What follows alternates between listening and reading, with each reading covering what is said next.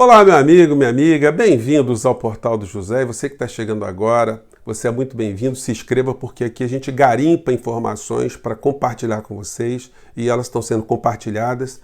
Informações que a gente não vê nos grandes meios de comunicação, não vê com a abordagem que a gente vai colocar aqui para vocês. E hoje temos reflexões muito interessantes. Então se inscreva e vamos embora. Gente, no Brasil todo dia está caindo um tanto de Boeing 737 espalhados pelo Brasil. Só para ilustrar, peguei a foto de um deles aqui. Esse Boeing aqui cabem 162 pessoas. Então tem dia que caem Boeings aqui no Brasil, número de 8, 9, 7, 6, enfim, mas nunca números inferiores a esses. Quando cai um avião, é uma comoção mundial, né? O mundo todo fica alarmado com isso. Você quer saber por que caiu, se houve falha técnica, se houve sabotagem, o que houve? As famílias enlutadas são entrevistadas, os responsáveis são procurados, a empresa aérea, se teve um controlador de voo, enfim. No entanto, está acontecendo isso na nossa cara todos os dias e os meios de comunicação não procuram os responsáveis, ou os responsáveis diretos que poderiam evitar essas mortes aqui no Brasil. Então a gente está tendo um número alarmante, o número de 35.026 pessoas, isso do ponto de vista oficial, né? Porque nós sabemos que esses números são extraoficiais, porque tem muito mais gente que morreu por conta da Covid no Brasil, e esses números são subdimensionados. Uma das perdas que a gente teve ontem foi o professor Carlos Lessa. Vou botar a foto aqui para vocês. O professor Carlos Lessa eu conhecia pessoalmente, é uma pessoa encantadora, ia lá no Lapa Café, e ele gostava muito de prédios antigos, né? O prédio do Lapa Café é de 1901, e o professor Lessa é uma dessas vítimas de Bolsonaro. Quando eu digo isso, eu não estou fazendo nenhuma especulação não, gente, eu estou afirmando. Porque dizer a verdade não pode ensejar a nós nenhum tipo de responsabilidade, né? Quando eu digo que o presidente brasileiro é ignorante, eu estou contando mentira. Quando eu digo que ele é um assassino, porque ele é responsável pelas mortes que estão acontecendo no Brasil e que poderiam ser evitadas, eu estou mentindo? E se o presidente norte-americano diz que o presidente brasileiro é um idiota, é um burro, está matando o povo brasileiro, é um assassino? O que acontece? Porque é isso que foi passado na mensagem que Trump passou na entrevista coletiva dele ontem nos Estados Unidos. Eu vou colocar aqui um trecho aqui para a gente fazer uma pequena análise, porque os meios de comunicação eles não chamaram atenção para esse fato que eu vou chamar para vocês agora. Vamos lá.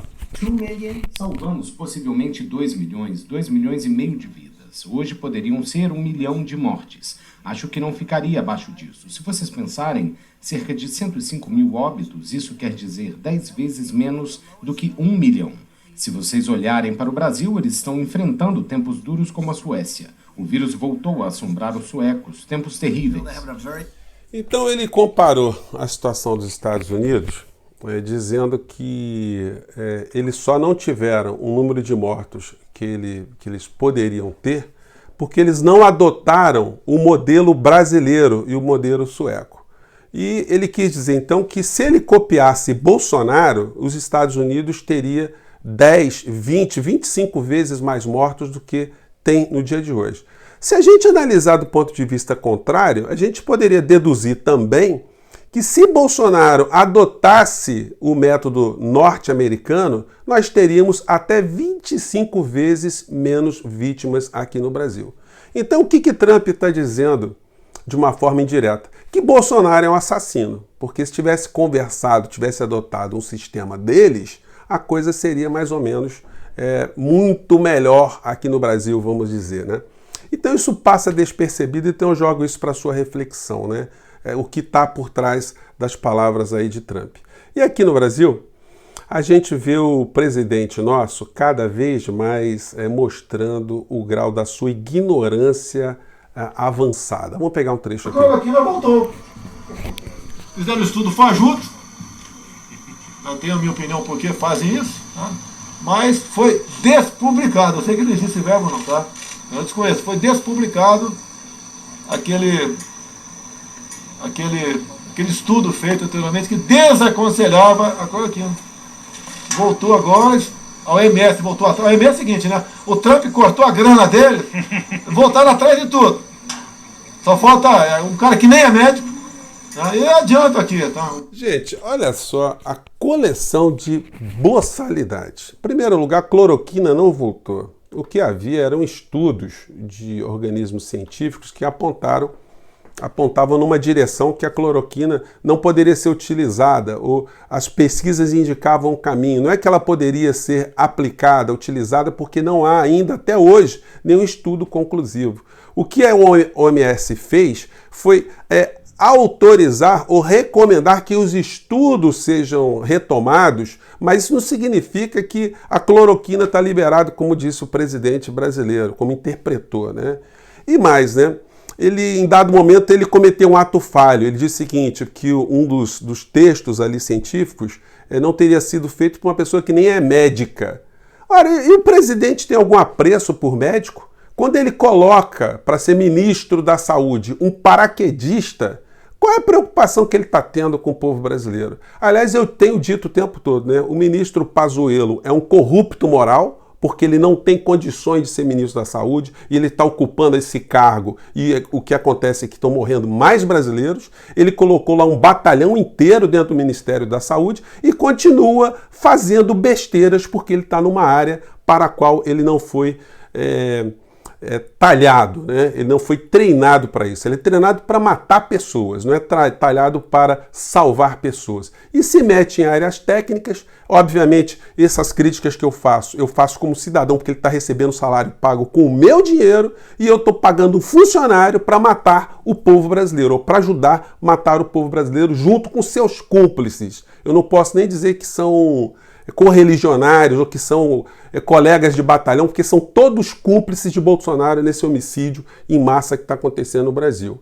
E ele se meteu numa agora que foi demitir 2 funcionários, porque os funcionários eles estariam emitir uma nota técnica comentando aquilo que já está na lei, as hipóteses de aborto legal, quando o Código Penal já prevê isso, né? Muitas vezes o médico tem que optar entre fazer o aborto para poder salvar a vida da gestante. Por conta disso, o médico não é responsabilizado. Então, a gente tem hipóteses de aborto legal no Brasil que estão reconhecidas até pelo Supremo Tribunal Federal, está pacificado, mas os boçais na presidência da República e no Ministério da Saúde não entendem isso e puniram aquelas pessoas que estavam fazendo a nota técnica, né? Mas a hipocrisia, a ignorância, a utilização, a safadeza que se faz desses assuntos, porque o presidente, enquanto estão roubando o povo brasileiro, enquanto Paulo Guedes fica 24 horas articulando alguma coisa para assaltar o povo brasileiro, eu vou falar mais à frente de uma nota de um termo de ajuste que a Petrobras está realizando agora para entregar de mão beijada o patrimônio, o gás, a infraestrutura do povo brasileiro, isso na penumbra da noite. Enquanto está todo mundo distraído com isso, os meios de comunicação não colocam foco em cima dessa questão porque são cúmplices dessas negociatas que favorecem esses grupos econômicos todos, né? Bom, mas isso vai ser um assunto mais para frente. Então voltamos aqui. Então, Bolsonaro, com essa onda de defender o aborto, ele não é competência do presidente da República, nem no ministro de se meterem nessa história. Mas aí a gente vai vendo o tipo de gente que está colado com o presidente da República no meio dessa discussão toda. Vamos ver aqui o padre que levou uma série de crianças para frente do chiqueirinho ali do Bolsonaro para cantar uma música contra aborto. Vamos analisar isso. Jesus Cristo é o seu ar. Vida sim! Vida sim! Aborto não! Vida sim! Aborto não, não, não! E aí, gente, é uma coisa bem calhorda, bem salafrárica, né? Vocês vejam que o cara ser bandido não faz dele, não cria nenhum tipo de situação que impeça que ele seja bandido e padre. Por que usar crianças para ficar fazendo esse tipo de proselitismo? Das duas, uma. Ou o padre está dando educação sexual para essas criancinhas e elas sabem o que é aborto, sabem o que é concepção, sabem que é o problema, estão cantando conscientemente, ou o padre é um bandido, está utilizando a criança dos outros para defender uma coisa que elas não têm a menor ideia. Para sensibilizar quem? O presidente Bolsonaro. Gente, eu vou falar uma coisa para vocês. É por isso que eu tenho esse espaço aqui, porque se eu não tivesse esse espaço aqui, eu não poderia compartilhar esse tipo de situações como vocês, com vocês todos, né? Gente, eu acho que os recados de hoje já foram dados.